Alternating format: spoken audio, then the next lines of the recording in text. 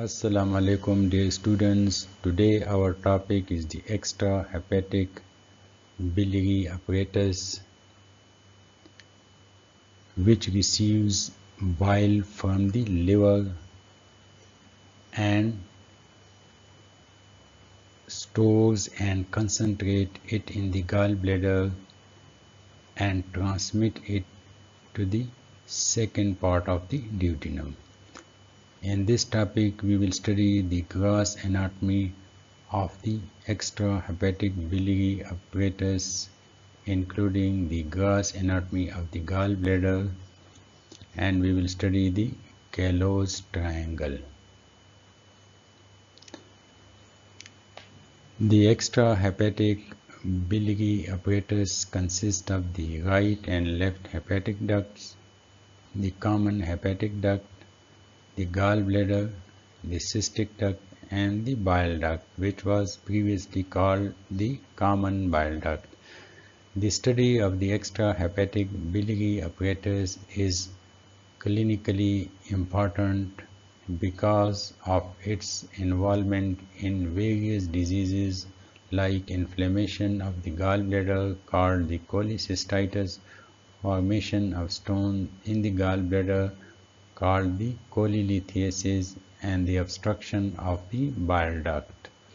We use various imaging techniques to visualize the extrahepatic biliary apparatus and see the pathologies. We will start with the hepatic ducts. The right hepatic duct drains the right lobe of the liver, and the left hepatic duct drains the caudate, quadrate, and left lobe of the liver. The right and left hepatic duct emerge from the right and left lobe of the liver at the porta hepatis, and they unite at the right end of the porta hepatis to form the common hepatic duct, which descends for about 2.5 cm, and then it is joined by the cystic duct from the right side to form the bile duct.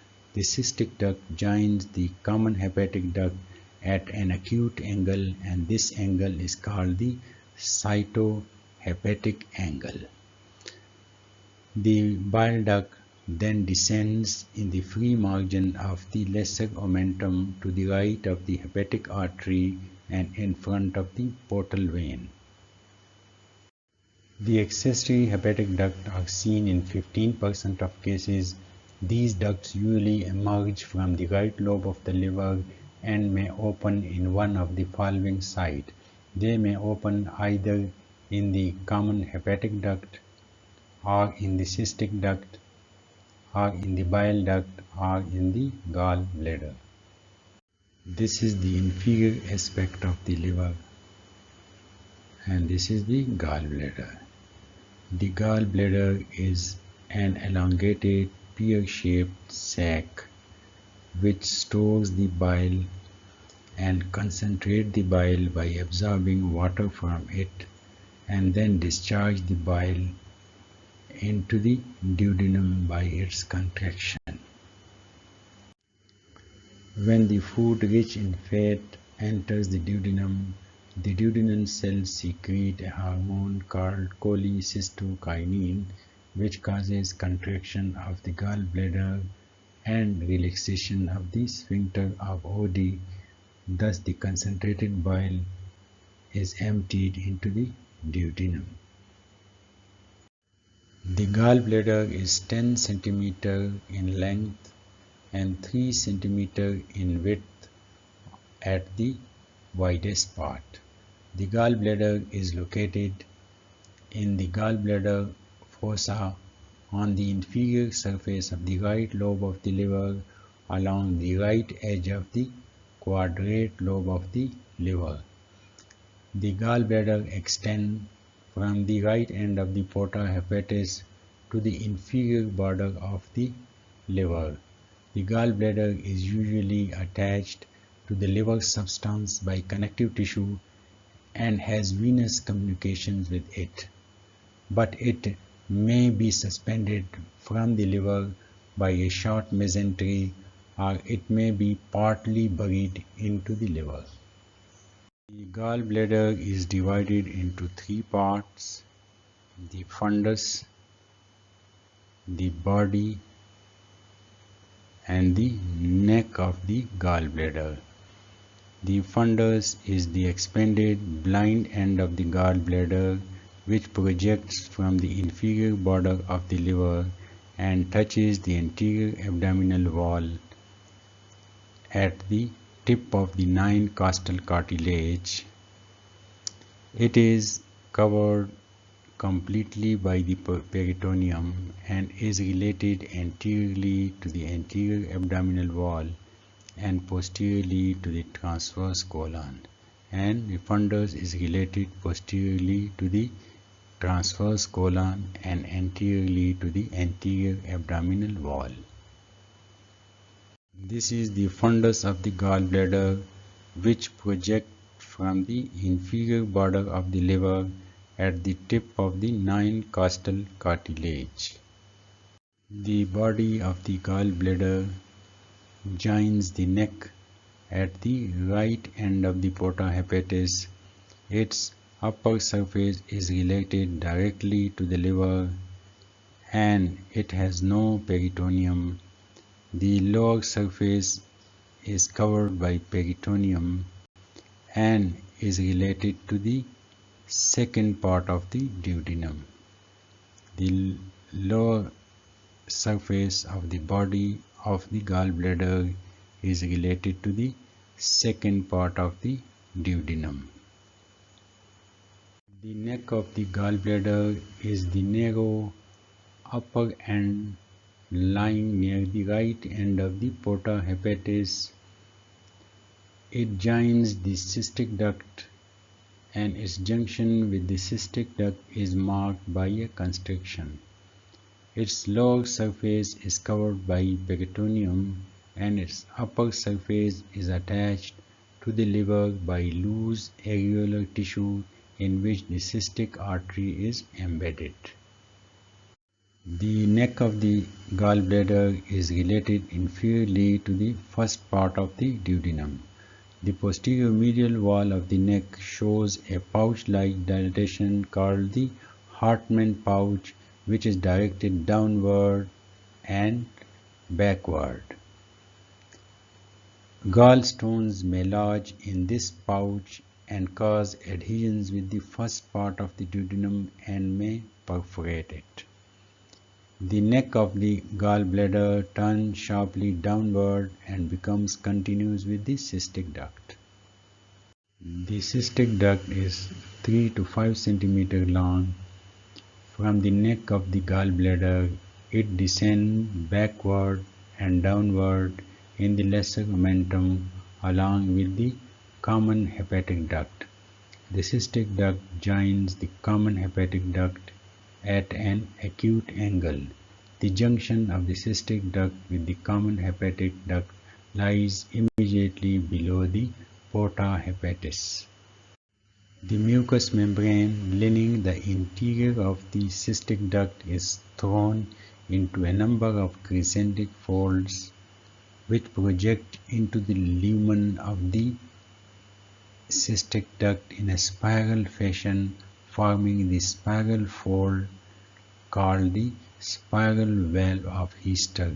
The spiral valve of Hester keeps the cystic duct open so that bile can pass through it both in and out of the gallbladder. When the common bile duct is closed at its inferior end, the bile secreted by the liver fills the common bile duct and then the bile enters through the cystic duct into the gallbladder.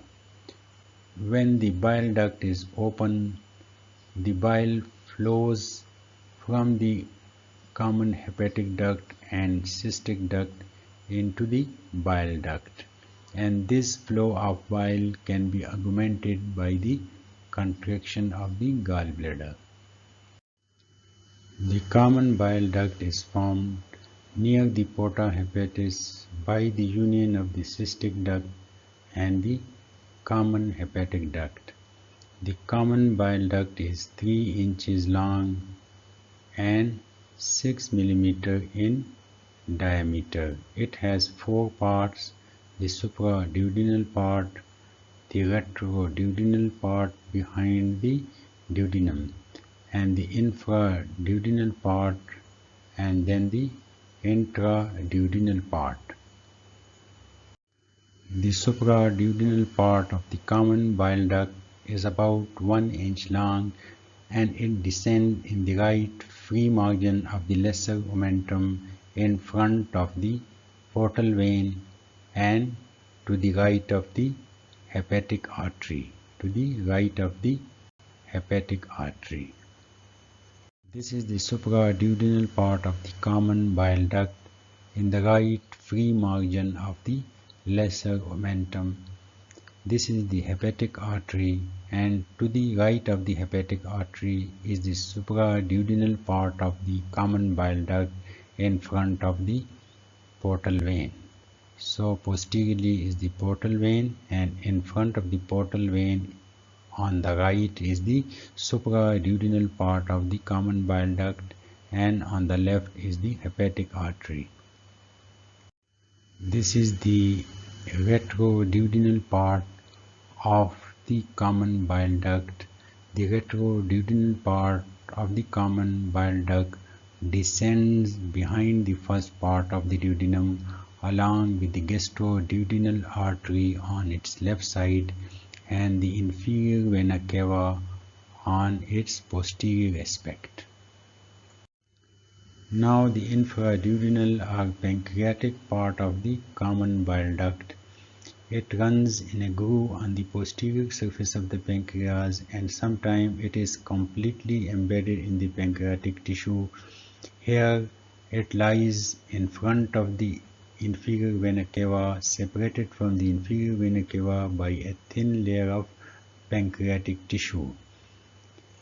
On the left, it is accompanied by the gastroduodenal artery, which gives a branch called the superior pancreaticoduodenal artery. The superior pancreaticoduodenal artery crosses the infraduodenal part of the bile duct in front or posteriorly. Clinically, this is a source of hemorrhage in the exposure of the infraduodenal part of the bile duct. Near the middle of the duodenum, near the middle of the second part of the duodenum, it comes in contact with the main pancreatic duct. Now the intraduodenal or intramural part of the common bile duct. The common bile duct enters the second part of the duodenum a little below its middle. The main pancreatic duct also enters the duodenal wall at this point. The two ducts run obliquely in the wall of the duodenum and unite to form an expansion called the hepatopancreatic ampulla or the ampulla of Vater, which bulges the mucous membrane of the duodenum, forming the major duodenal papilla. The distal constricted end of the hepatoduodenal papilla opens at the summit of the major duodenal papilla. The bile duct, pancreatic duct, and the hepatopancreatic ampulla, they are surrounded by the smooth muscle sphincters. The smooth muscle sphincter around the bile duct is called the sphincter choledocus, and the smooth muscle sphincter around the pancreatic duct is called the sphincter pancreaticus. The sphincter around the hepatopancreatic ampulla is called the sphincter of Oddi. All these three smooth muscle sphincters are independent of the duodenal musculature. These sphincters remain closed until the gastric content enters the duodenum, which stimulates the duodenal mucosa to release a hormone called cholecystokinin. The cholecystokinin causes contraction of the gallbladder, and at the same time it causes relaxation of all these three sphincters, allowing the bile and the pancreatic secretions to enter the duodenum. We have already said that the cystic duct joins the common hepatic duct at an acute angle, and the cystic duct and the common hepatic duct, along with the inferior surface of the liver, lead to the formation of a triangle called the cytohepatic triangle of Kalos, or simply Kalos triangle. The Kalos triangle is formed on the left side by the common hepatic duct, on the right side by the cystic duct, and above by the inferior surface of the liver. The contents of the cytohepatic triangle include the cystic artery, the right hepatic artery, and the cystic lymph node. These form the contents of the Kalos triangle. The identification of the Kalos triangle and its contents is surgically very important during performing cholecystectomy, that is, removal of the gallbladder. This surgeon must identify the boundaries of the Kalos triangle and the contents of the Kalos triangle. The most important content of the Kalos triangle is the right hepatic artery and the cystic artery. So the surgeon must identify the right hepatic artery and the cystic artery. Then he can safely ligate the cystic artery and the cystic duct.